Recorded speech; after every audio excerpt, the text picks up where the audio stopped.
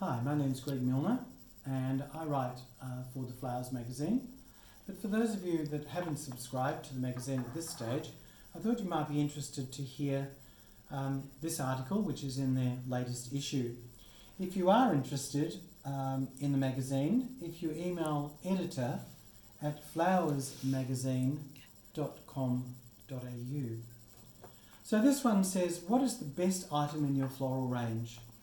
If you asked a staff member in your business what is the top item in the store's range, what response would you expect to receive? The verbal interaction in response may surprise you. If you are an owner or manager, how would you respond to this question? When you look at most product ranges, the buying public are used to a range that has a pinnacle. The best in the range, whether it is affordable, depends primarily on income, perceived need versus actual need, and good salesmanship explaining the features and benefits of one product over another. Different values have different perceptions. It is positive to be able to strive for something. We all place different values on items that surround us. For example, buying a house. We may like a certain size that we cannot afford, or a location we know is unattainable now, but by striving it may be possible in the future. It provides a goal for anyone who is ambitious and, in a way, competitive. Can I be daring enough to suggest that some members of the buying public are competitive in fashion? Why would some young women purchase a handbag that may cost in excess of $1,000?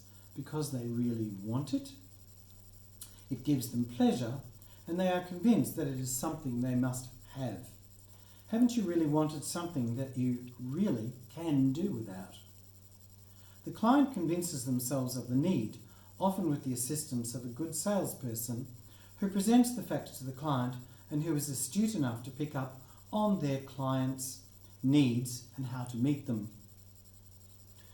This skill takes solid in-house training to maximise sales.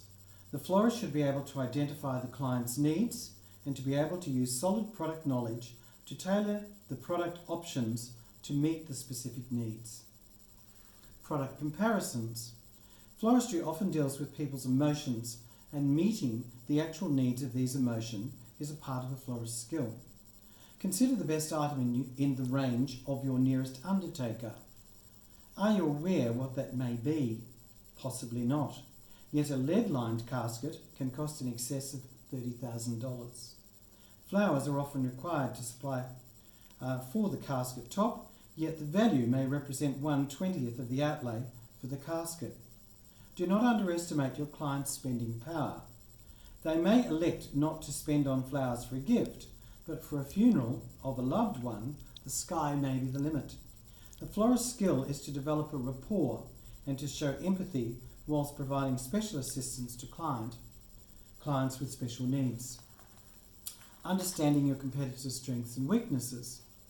There is the age-old advice of know your competitors' strengths and weaknesses, understand their pricing, compete for the best item, not the lowest, so you can maximise the profit.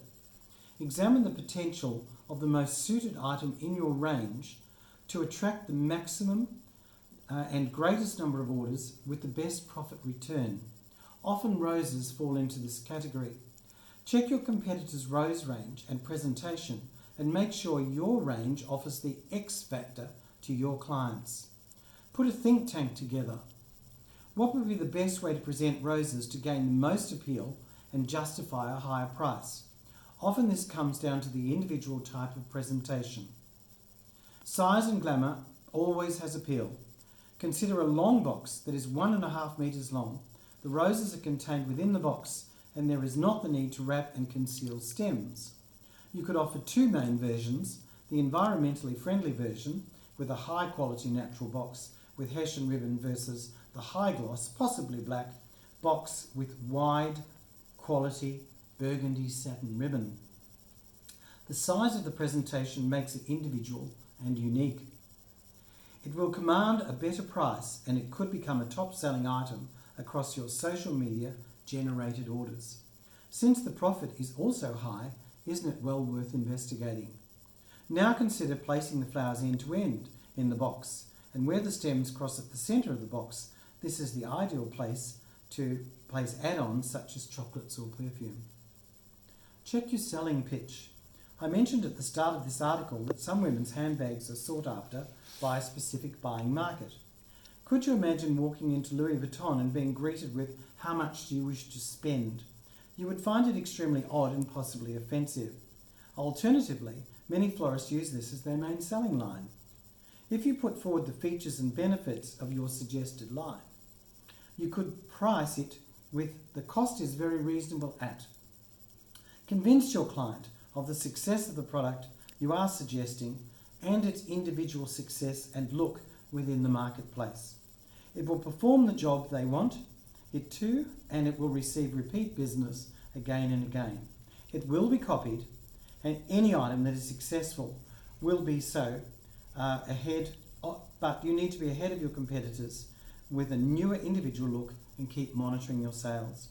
Work together on your promotional items and share the selling success. It's a great uplift to your business. I hope you found that article interesting. Thank you very much.